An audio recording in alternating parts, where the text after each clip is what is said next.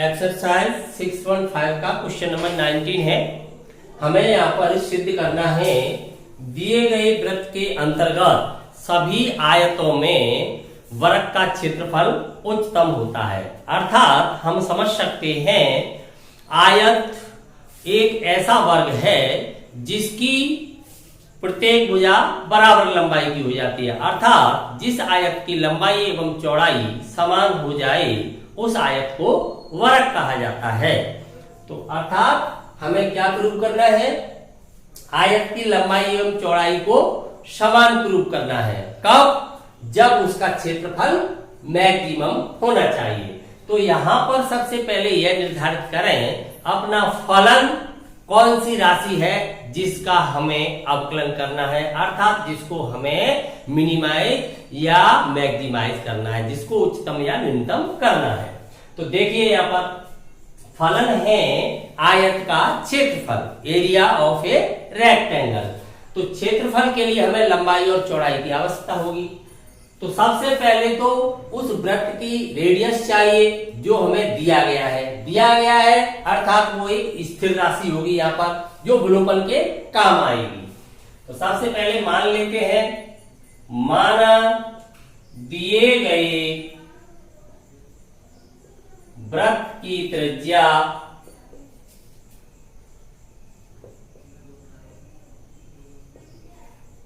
Capital R मान लिया हमने त्रिज्या, ठीक है, आर है, तथा इसके अंतर्गत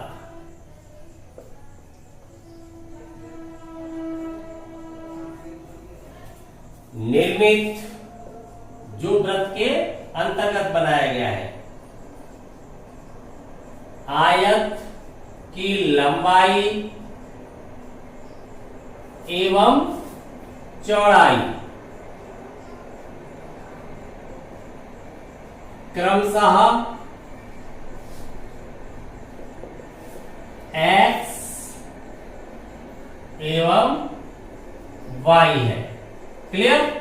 हमने वृत्त की त्रिज्या को r मान लिया है, उसके अंतर्गत निर्मित आयत की लंबाई x एवं चौड़ाई y, अर्थात लंबाई को x मान लिया तब चौड़ाई को क्या मान लिया है, y। वृत्त की त्रिज्या यहां पर हमने r मानी हुई है। तो देखिए AC वृत्त का क्या है, व्यास, परंतु आयत का क्या है, ये विकर्ण। इस आयत को जब इसका क्षेत्रफल उच्चतम होगा तब हमें वर्ग प्रूव करना है। तो AC व्यास है वृत्त का, परंतु आयत का क्या है, विकर्ण। आप जानते हो ये विकर्ण क्यों है, तो आप प्रूव कर सकते हो अर्धवृत्त में बना कोण समकोण होता है। आप यहाँ पर देख पा रहे हो आयत का प्रत्येक कोण 90 डिग्री होता है, बी एंगल 90 डिग्री का है, अर्थात ABC एक राइट एंगल ट्रायंगल है। किसी चाप द्वारा परिधि पर जो कोण बनता है केंद्र वाले कोण का आधा होता है, उसी चाप द्वारा बनाया जाए तो, अर्थात ये कहा जाए किसी चाप द्वारा परिधि पर बने कोण का केंद्र वाला कोण दोगुना होता है। तो यहाँ पर कैसे भी देख सकते हैं, या तो इस चाप के द्वारा देख सकते हो आप, चाप ADC द्वारा परिधि के शेष भाग में B बिंदु पर बना कोण 90 है, तो इसी चाप ADC द्वारा केंद्र O पर बना कोण 90 का डबल हो जाएगा, अर्थात 180 हो जाएगा। 180 हो जाएगा तो हम कह सकते हैं AOC क्या हो जाएगा, व्यास हो जाएगा, अर्थात OA एवं OC दोनों ही वृत्त की रेडियस हो जाएंगी। 188 सरल कोण हो जाएगा, जो एक सरल रेखा में प्राप्त होगा। AC क्या हो जाएगा, वृत्त का डायमीटर। क्लियर? कोई शक? अब एक प्रतिबंध हमें चाहिए विलोपन के लिए, और हमें चाहिए वह फलन जिसका हमें उच्चतम या न्यूनतम करना होता है। तब समकोण त्रिभुज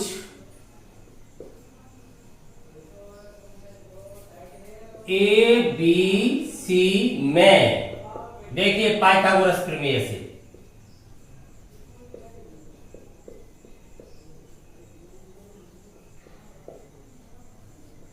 क्या हो जाना चाहिए, X square plus Y square equal AC के स्क्वायर के इक्वल होगा।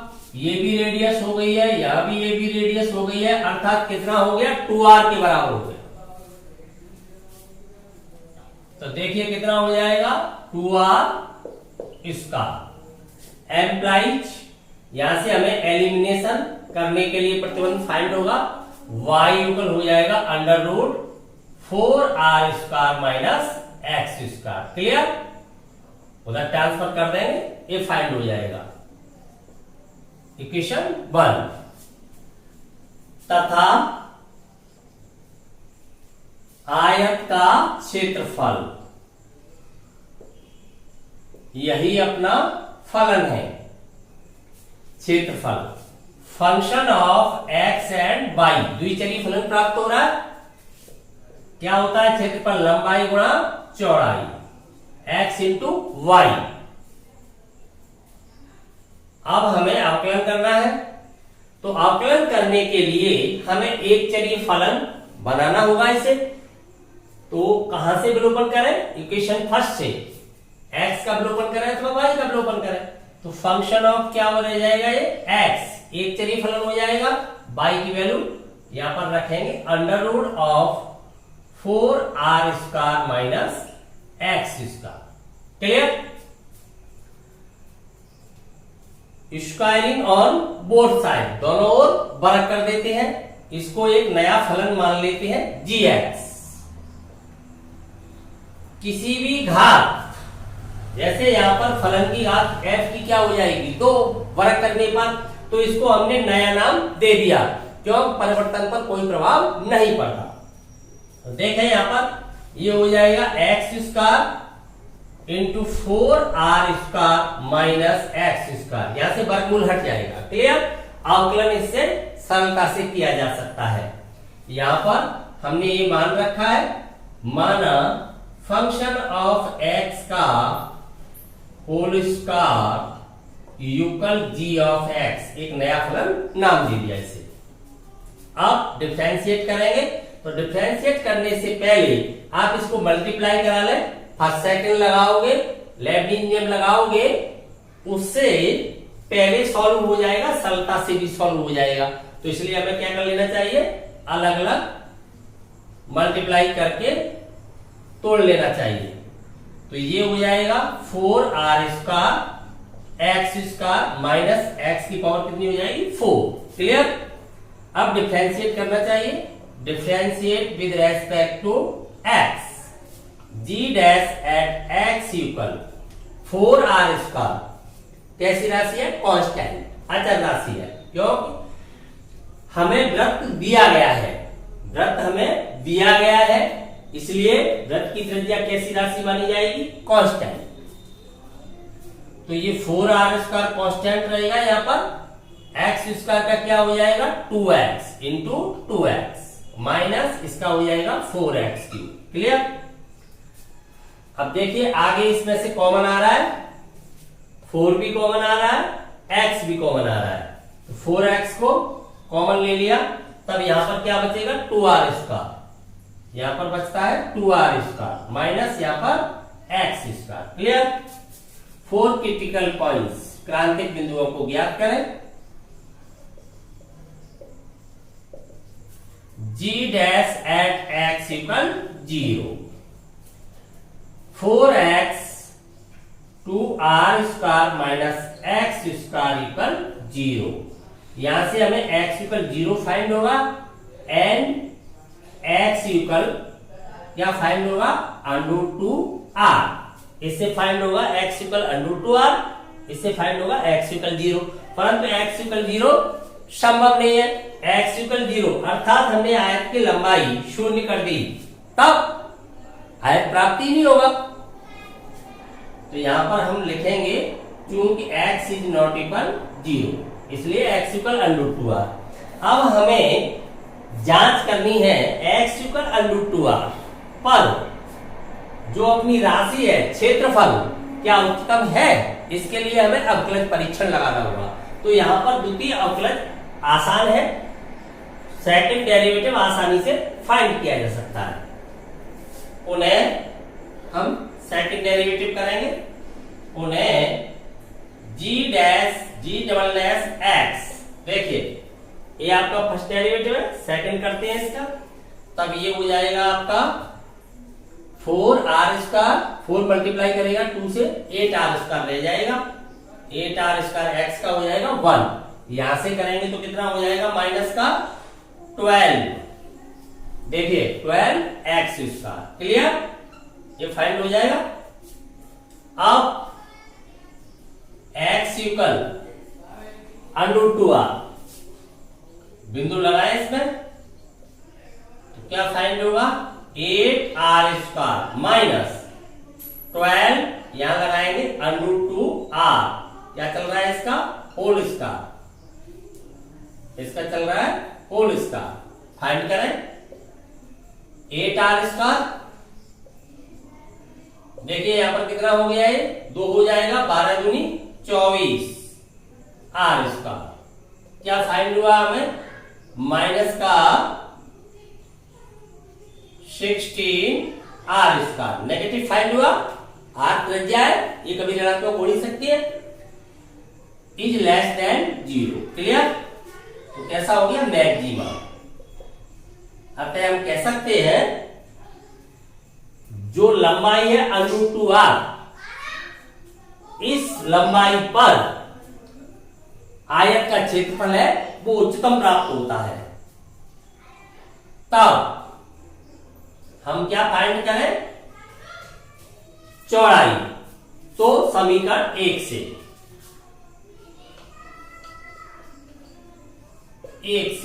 y का मान क्या हो जाएगा, y क्या है यहां पर चौड़ाई, under root of 4r square minus कितना मान आया अंडर 2r, x स्क्वायर करूंगा तब ये क्या हो जाएगा 2r स्क्वायर।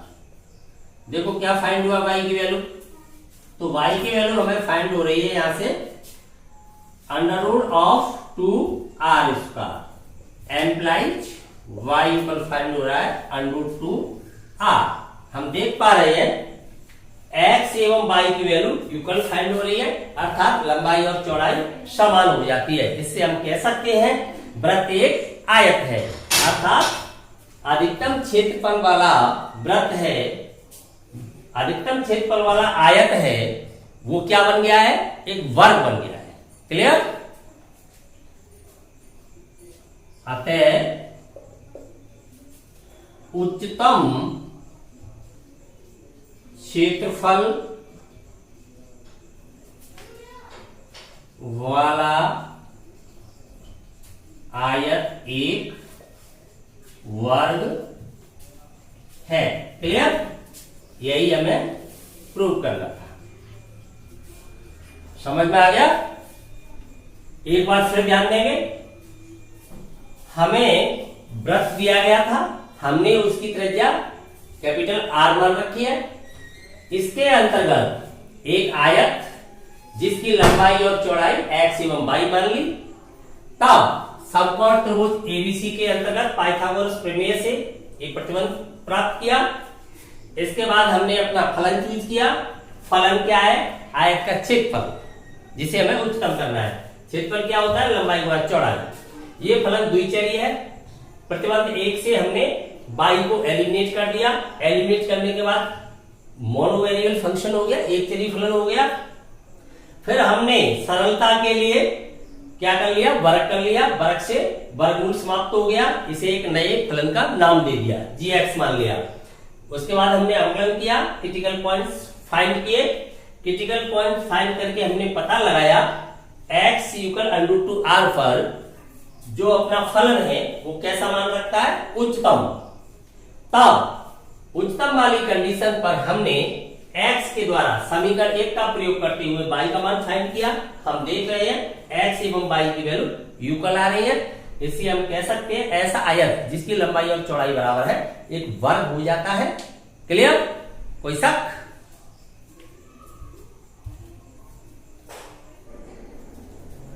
क्वेश्चन नंबर 20, हमें यहां पर दिया गया है बेलन, प्रदत्त पृष्ठ अर्थात हमें बेलन का पृष्ठीय क्षेत्रफल दिया गया है। प्रदत्त पृष्ठ एवं महत्तम आयतन वाले, अर्थात आयतन क्या है, फलन है, जिसे हमें महत्तम करना है। महत्तम आयतन वाले बेलन की ऊंचाई उसके व्यास के बराबर होती है।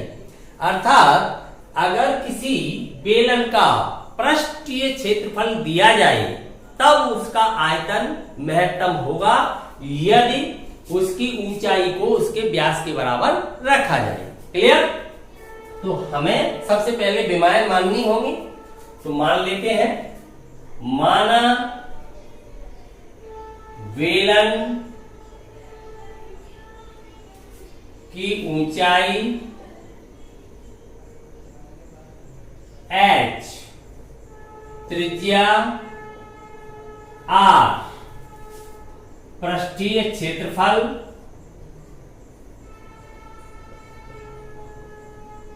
a मान सकते हो, s मान सकते हो, a एवं आयतन v है। सभी विमाएं मान ली। तब देखिए क्षेत्रफल क्या हो जाएगा, पृष्ठीय क्षेत्रफल। बेलन के अंतर्गत दो वृत्ताकार पृष्ठ होते हैं, एक वक्र पृष्ठ होता है। बेलनाकार पृष्ठों का हो जाएगा 2 पाई आर स्क्वायर, एक का पाई आर स्क्वायर, दूसरे का पाई आर स्क्वायर, टोटल हो जाएगा 2 पाई आर स्क्वायर। वक्र पृष्ठ का निकालेंगे तो मान लीजिए बीच से काट के इस प्रकार से इसे फैला देंगे तो एक रेक्टेंगल बन जाएगा, जिसकी लंबाई है वो कितनी हो जाएगी, पंडी के बराबर हो जाएगी, 2 पाई आर हो जाएगी, और जो चौड़ाई है वो ऊंचाई बन जाएगी। तो लंबाई इंटू चौड़ाई, तब क्या आ जाएगा, 2 पाई आर h, वक्र पृष्ठ का क्षेत्रफल। तो दोनों वृत्ताकार भागों का क्षेत्रफल प्लस वक्र पृष्ठ का क्षेत्रफल। जब तक हमें ये नहीं कहा जाता वक्र पृष्ठ अथवा वृत्ताकार भाग, तब तक पृष्ठीय क्षेत्रफल से तात्पर्य हमारा संपूर्ण पृष्ठीय क्षेत्रफल से ही रहेगा। क्लियर? तो ये प्रतिबंध हमें विलोपन के लिए काम आएगा। अब अपना फलन लिखें। फलन क्या है यहां पर, आयतन एवं आयतन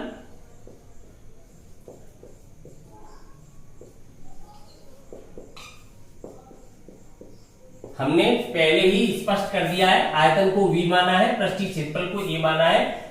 भले ही हम यहां पर बेलन का आयतन नहीं लिखे, सीधा v लिख सकते हैं। v युगल बेलन का आयतन क्या होता है, पाई आर स्क्वायर h। आयतन का व्यापक फॉर्मूला क्या है, आधार का क्षेत्रफल इंटू ऊंचाई। आधार कैसा है, वृत्ताकार, वृत्त का क्या होता है, pi are square. Pi are square से ऊंचाई h से मल्टीप्लाई कर दूंगा तो क्या आ जाएगा, पाई आर स्क्वायर h हो जाएगा। ये होता है बेलन का आयतन। क्लियर? अब आप देख पा रहे हो ये द्विचरीय फलन है, इसे एक चरी बनाने के लिए आप एलिमिनेट करोगे। तो एलिमिनेट यहाँ पर किसको किया जा सकता है, आर को एलिमिनेट नहीं किया जा सकता। समीकरण 1 से आर का मान नहीं निकाला जा सकता है, क्योंकि आप आर कॉमन लोगे तो यहाँ आर स्क्वायर यहाँ रह जाएगा, तब एच का मान इससे आसानी से निकाला जा सकता है। तो देखिए 1 से एच इक्वल क्या फाइंड होगा, एच का मान यहां से निकालेंगे, ये ट्रांसफर हो जाएगा इधर, तो एच इक्वल आएगा a minus 2 pi are square. ये डिवाइड में चला जाएगा आपका 2 pi r divide by 2 pi. Clear? ये मान यहां पर लगाए तो ये एक चरीय फलन हो जाएगा। पाई अभी ये फलन था वो द्विचरीय था, आर और एच दोनों पर निर्भर कर रहा था, इसका मान v ऑफ आर एच था। Clear?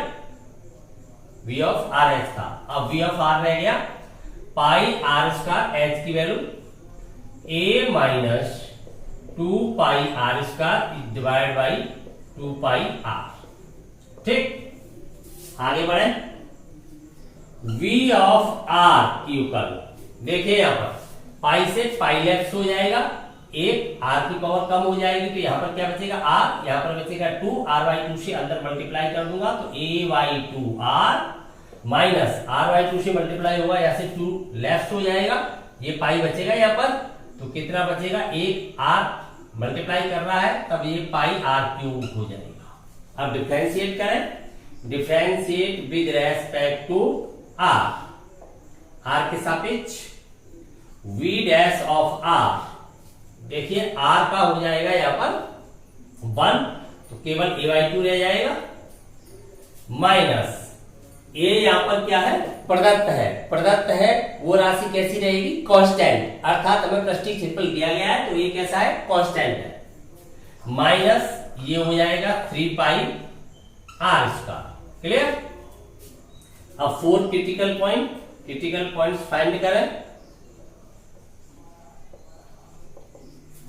v dash of r equal 0 implies, देखो इससे वैल्यू क्या आ जाएगी, a/2 minus 3 pi r square, implies r square equal, ये ट्रांसफर कर दूंगा a/2, 3 पाई मल्टीप्लाई में चला जाएगा तो r स्क्वायर a अपॉन कितना हो जाएगा, 6 पाई। क्लियर। अब हमें पता लगाना है फलन उच्चतम है या नहीं, तो इसके लिए हमें सेकंड डेरिवेटिव करना पड़ेगा।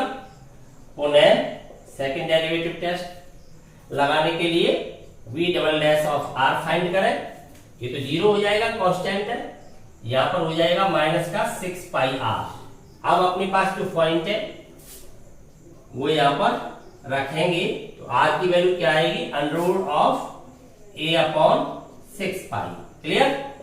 Minus 6 pi under root a upon 6 pi. आप देख पा रहे हो ये वैल्यू कैसी फाइंड हो रही है, नेगेटिव, लेस देन 0। इससे हम कह सकते हैं आयतन कैसा हो गया है, मैक्सिमम। क्लियर। अतः r equal under root a upon 6 pi पर आयतन उच्चतम है। अब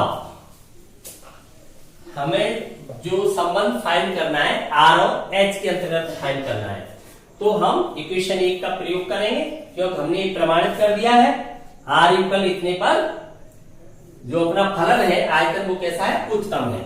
अब 1 से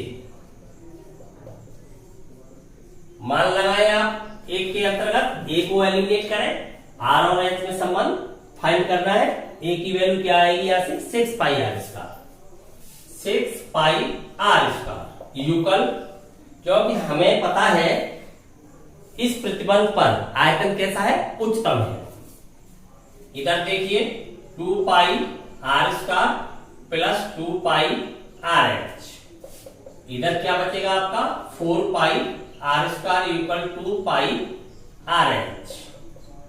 देखिए यहां से पाई से पाई लेफ्ट हो गया, एक r की पावर लेफ्ट हो जाएगी, 2 से 2 टाइम्स 4 लेफ्ट हो जाएगा तो 2r इक्वल h। यही तो हमें प्रमाणित करना था।